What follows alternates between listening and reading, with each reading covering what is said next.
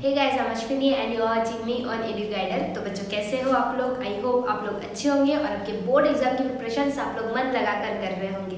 बच्चों हमने हमारे लास्ट कुछ वीडियोस में देखे थे साइंस 1 एंड साइंस 2 के कुछ इंपॉर्टेंट क्वेश्चंस के बारे में। अब हम देखेंगे साइंस 1 के एक इंपॉर्टेंट चैप्टर जिसका नाम है इफेक्ट ऑफ इलेक्ट्रिक करंट। इस चैप्टर के कुछ इंपॉर्टेंट क्वेश्चंस के बारे में। तो चलिए बढ़ते हैं आज के हमारे क्वेश्चंस की ओर विदाउट वेस्टिंग मच टाइम। देखिए बच्चों, सबसे पहले आपको जो है पेज नंबर 48 पर जो दिया हुआ है, टेक्स्ट बुक पेज नंबर 48 पे जो आपको दिया हुआ है डेरिवेशन आपको दिया हुआ है छोटा सा h = I² RT। आपको ये जो डेरिवेशन है इसको अच्छी तरीके से देख लेना है बच्चों। काफ़ी बड़ा नहीं है, छोटा सा डेरिवेशन, प्यारा सा डेरिवेशन है, इसको आपको अच्छी तरीके से देख लेना है बच्चों। प्रैक्टिस कर लीजिएगा ये डेरिवेशन की। Then explain the application of heating effect of electric current in an electric bulb with a diagram. काफ़ी इंपॉर्टेंट क्वेश्चन है ये बच्चों, काफ़ी बार बोर्ड एग्जाम में पूछा गया है। इसको आपको अच्छी तरीके से प्रिपेयर कर लेना है along with the diagram of a bulb which is given in your text book. Next is solve example जो आपको दिए हुए हैं बच्चों पेज नंबर 50 एंड 51 के ऊपर। चारों आपको जो है सॉल्व एग्जाम्पल अच्छी तरीके से कर लेना है। और मैं आपको एक चीज़ बता दूं कि आपको लेंथी न्यूमेरिकल्स पर टाइम वेस्ट नहीं करना है, क्योंकि लेंथी न्यूमेरिकल जो है ये शायद ही पूछा जाता है आपके बोर्ड एग्जाम में। तो जो छोटे न्यूमेरिकल्स है, एक फॉर्मूला या फिर दो फॉर्मूला यूज करके जो हमको सॉल्व करना है, ऐसे न्यूमेरिकल्स के ऊपर आप फोकस करिए बच्चों। Next is right hand thumb rule जो गिवन है पेज नंबर 53 पर, काफ़ी इंपॉर्टेंट है। देखिए बच्चों, ये गिने चुने कुछ क्वेश्चन है जो ये चैप्टर से पूछे जाते हैं, तो आप प्लीज़ ये जो क्वेश्चन है इसको अच्छी तरीके से प्रिपेयर कर लीजिएगा।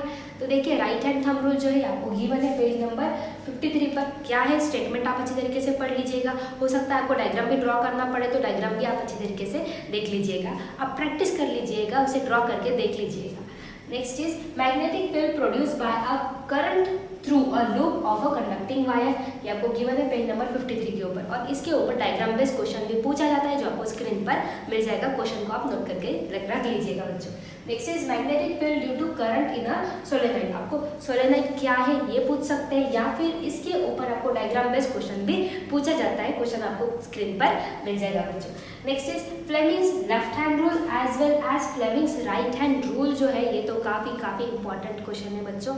ये अल्टरनेटली बोर्ड एग्जाम में पूछा जाता है। Next is electric motor. अब इलेक्ट्रिक मोटर का आपको इसके साथ साथ principle as well as working भी अच्छी तरीके से पढ़ लेना है।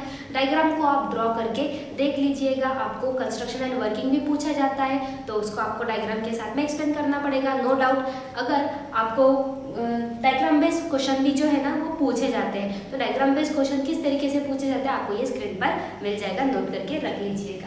Next is galvanometer. What is galvanometer आपको पूछा जा सकता है, तो आप गैल्वेनोमीटर क्या है वो पढ़ लीजिएगा। इसी के साथ साथ आपको वोल्टमीटर भी पूछा जा सकता है, तो वोल्टमीटर भी क्या है आप लोग पढ़ लीजिएगा बच्चों। Next is Faraday's law of induction. इसका बस आपको स्टेटमेंट पूछा जाता है, अगर पूछेंगे तो बस स्टेटमेंट पूछेंगे, आप स्टेटमेंट जो है वो पढ़ लीजिएगा। Next is AC and DC current. इसमें आपको डिफरेंस बिटवीन पूछा जाता है, what is alternating current and what is direct current. तो आप डिफरेंस बिटवीन जो है वो अच्छे तरीके से आप पढ़ लीजिएगा बच्चों। Next is electric generator. अब ये जो इलेक्ट्रिक जनरेटर है इसका भी आपको principle as well as working जो है, construction as well as working जो है ये आपको अच्छे तरीके से पढ़ लेना है बच्चों। डायग्राम आपको जो है अच्छे तरीके से देख लेना है।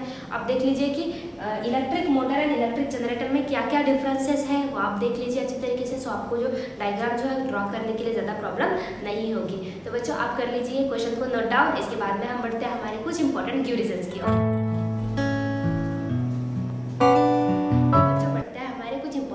रीजंस की बात देख लीजिए। First reason is the material use for fuse has low melting point. ऐसा क्यों होता है, जो मटेरियल यूज करते हैं फ्यूज के लिए उसका मेल्टिंग पॉइंट क्यों कम होता है बच्चों? बिकॉज अगर एक्सेस अमाउंट ऑफ इलेक्ट्रिसिटी अगर पास होती है तो प्रॉब्लम हो सकता है, हमारे घर के होम अप्लायंसेस डैमेज हो सकते हैं, इसीलिए फ्यूज जो है उसका मेल्टिंग पॉइंट कम होता है ताकि वो ब्रेक हो जाए। Next question is tungsten metal is use to make a solenoid type coil in electric bulb. देखिए टंगस्टन मेटल यूज किया जाता है बिकॉज इसकी resistivity as well as melting point क्या होता है, ज़्यादा होता है, इसीलिए इसका यूज किया जाता है। In the electric equipment producing heat, example iron, electric heater, boiler, toaster etcetera and alloy such as nichrome is use. Nichrome क्यों यूज किया जाता है? बिकॉज निक्रोम के बीच जो है रेजिस्टिविटी हाई होती है एज वेल एज उसका मेल्टिंग पॉइंट भी क्या होता है, हाई होता है बच्चों। तो आप ये क्यू रीजंस जो है इसको नोट डाउन कर लीजिएगा बच्चों आपको मैं एक चीज़ बता दूं कि मैंने आपको क्वेश्चंस जो है वो प्रोवाइड कर दिए हैं। क्वेश्चन आपको ये जो है इसको अच्छी तरीके से आपको प्रिपेयर कर लेना है बच्चों। और मैं आपको एक चीज़ बता दूं कि आपको ऑब्जेक्टिव क्वेश्चंस जो है, ऑब्जेक्टिव क्वेश्चंस तो आपको कहीं से भी पूछ सकते हैं, तो ऑब्जेक्टिव क्वेश्चन जो है वो आप अच्छी तरीके से प्रिपेयर कर लीजिएगा आपके डाइजेस्ट से। तो मिलते हैं हमारे नेक्स्ट वीडियो में ऐसे कुछ इंपॉर्टेंट क्वेश्चंस के साथ, ऐसे कुछ इंपॉर्टेंट टॉपिक्स के साथ। तब तक के लिए हंसते रहिए, खुश रहिए, मुस्कुराते रहिए और आपके बोर्ड एग्जाम की प्रिपरेशन आप लोग करते रहिए बिल्कुल स्ट्रेस फ्री होकर। All the best for your board exams बच्चों।